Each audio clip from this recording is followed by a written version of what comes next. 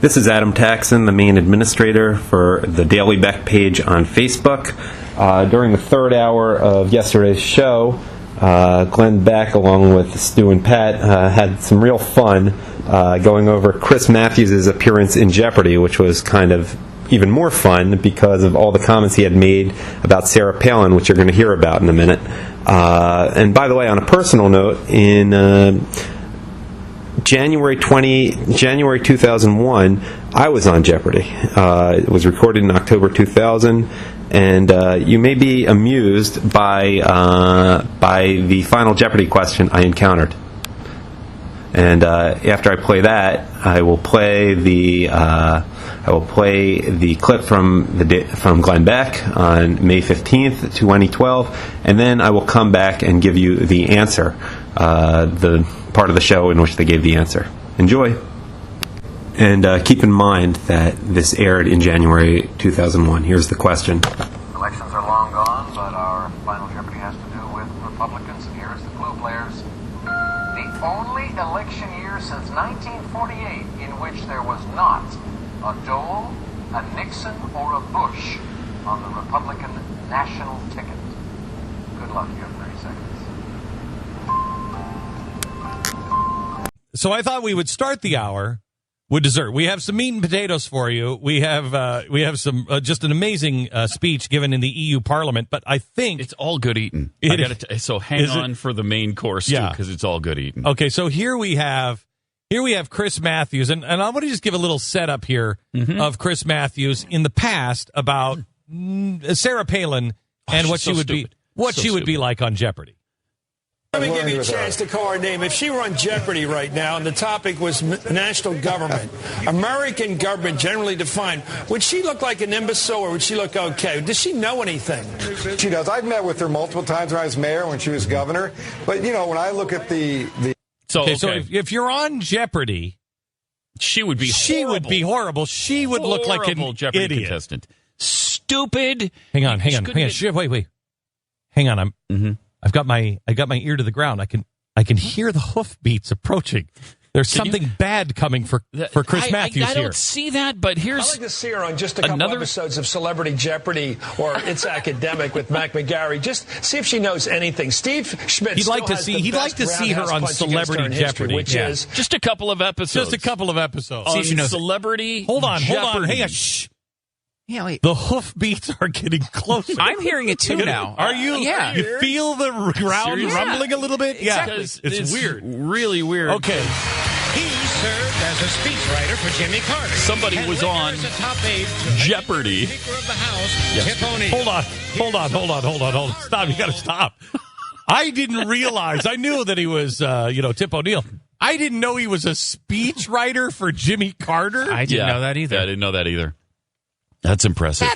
Now I feel like a bully. Yeah. He's practically... It's almost unfair. Now it's unfair. I got news for you, Chris. That's something you leave off the resume. That's really, you're like, hey, Jeopardy, don't bring up the speechwriter. That was a dietitian for Jeffrey Dahmer. Let's meet. Wait, what? What a moron. Hey. You leave that one off. He was the exercise coach for Pavarotti. There he is. Whoa. You mean voice coach? Nope. Exercise. Okay. So Chris Matthews shows up on Jeopardy yesterday. Now remember, we know that he's going to be so much better because he's been ridiculing Sarah Palin and how stupid she would look on Jeopardy if she were ever on, and he really wanted to see her for a couple of episodes on Celebrity Jeopardy. Well, it's Celebrity Jeopardy time with Chris Matthews. Right. Let's just one more time, because frankly I lost it. Find out what he said about Celebrity Jeopardy. I'd like to see her on just a couple episodes of Celebrity Jeopardy or It's Academic with Mac McGarry. Just see if she knows anything. Steve Schmidt still has the best roundhouse punch against her in history, which is she doesn't know anything. She doesn't know anything. Let's take. Okay, so know anything. Totally stupid, absolutely brain dead, completely lost on Celebrity Jeopardy. So yesterday he's on with the other genius that was on was Robert Gibbs. And he Oh, was, my gosh. Robert Gibbs. So you've got this incredible. Oh my gosh! You have this incredible Did brain Robert trust. Gibbs ever just say, "I haven't spoken to the president about that yet"? I don't have his highlights. I would love to hear that again. But here's what happened on Jeopardy yesterday with Chris Matthews. They introduced him first. He served as a speechwriter for Jimmy Carter and later as a top aide to legendary Speaker of the House, Tip O'Neill. Amazing. Here's the host of Hardball, Chris Matthews. All right, now on to his question. Let's go back to what is crossword close E? I mean, I'm sorry. Let's go $200 for the category crossword close E. All right, pay attention now. At blank, soldier, 4 letters. Chris. At E, soldier. Got one. What is at E, soldier? He got one.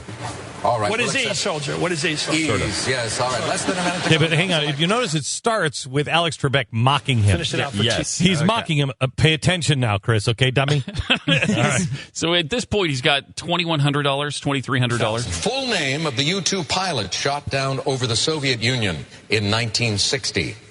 Chris, Who is Gary Powers? we need the full name. Who is Gary Powers? No.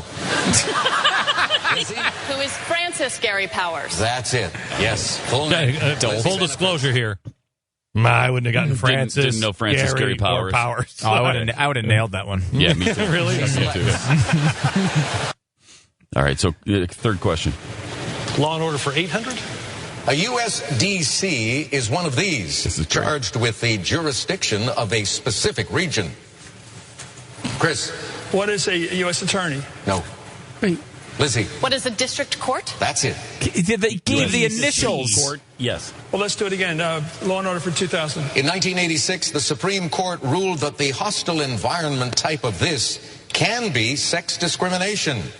Lizzie, What is a work environment? no. I mean, this, for her to get that wrong is weird, too, because this is pretty easy. It's, sexual harassment, right? You would think, obviously, sexual harassment. Chris, What is a hostile workplace? no. So she says hostile environment. He says workplace. Still not right, Chris. No. Hostile environment type of sexual harassment. Thank you. No, sorry. Now he's down to Let's do it again. 700. 6-letter words for capitals for 800. 6-letter word. St. Basil's Cathedral is there. Chris, What is Istanbul? Of course, the 6-letter capital, Istanbul, I'm just running. comes immediately to mind. Istanbul. 1, 2, 3, 4, 5. You're going to find 7, eight words. letters. Letters. There in Words. Istanbul. I'll take 6-letter words that I'm going to use 8 letters to answer. Yes. That's It's like, so- the president has a 3-letter word for this. JOBS. Remember that when Biden Yeah, said with that? Biden, Jabs? Lizzie or Robert? 6-letter capital, Moscow. Moscow. Mm-hmm. And Robert Dummies. Gibbs. Congratulations. So Gibbs wins $50,000. Who would have seen Robert Gibbs?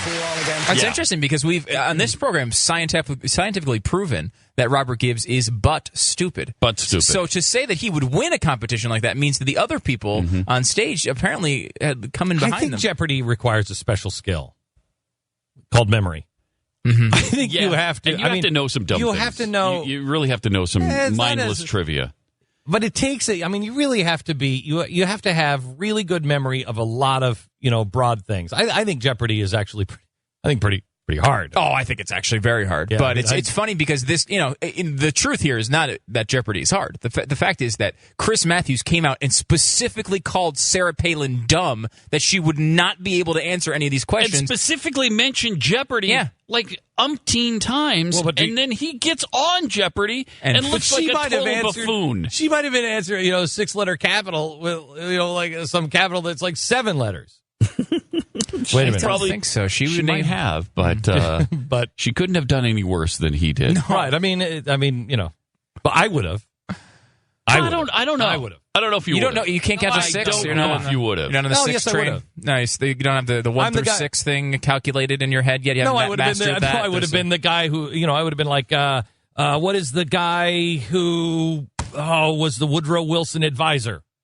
Yeah, you do. That's what you I do would that. have been. I mean, You are do not that good from with time to names. time. That's Here's true. but this is the truth, though, and this is a strategic choice you make before going on a program with Robert Gibbs and Chris Matthews. You don't answer any questions and assume they're both going to be below 0 by the end, and then you win by a final of 0 to negative 1,000. That's the strategy. good to play. strategy. that would have been actually. good. I could have just brought a pipe out and I could have just loaded the pipe the whole time, smoked it. I've got nothing yet, Alex. I've got absolutely nothing. That would have been a scream. After you hear the buzzer go off, then you pretend to push yours. Like, oh, I had that. He had that one, and so you just let them. I think if I would have just brought a magazine on and a pipe and just smoked a pipe and read a magazine. Nope, got nothing here for you, Alex. Not a thing. It'd be funny. Not even listening right now. Not even listening. I just think ADD. these two. I think these two losers are going to end up in the negative territory. My goal is to have 0. That would be a scream. Wouldn't it? You think it would have to work after he can't even tell how many letters are in his schedule. Are they making an effort this week to pair like-minded people? Because, obviously Chris Matthews and Robert Gibbs, like-minded. I don't even know who the one in the middle was, the woman in the middle that was winning most of the game.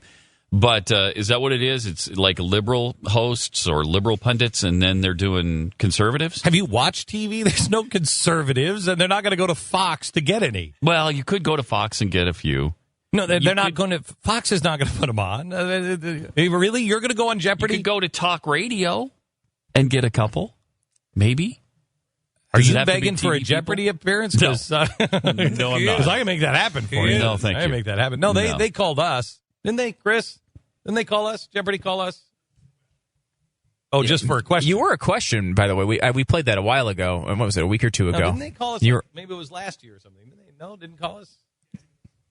No, they didn't call us. Wow, now I feel kind of bad. Now I feel kind of like, what the hell are they doing? They just called putting liberal Chris hosts on? Matthews and not you?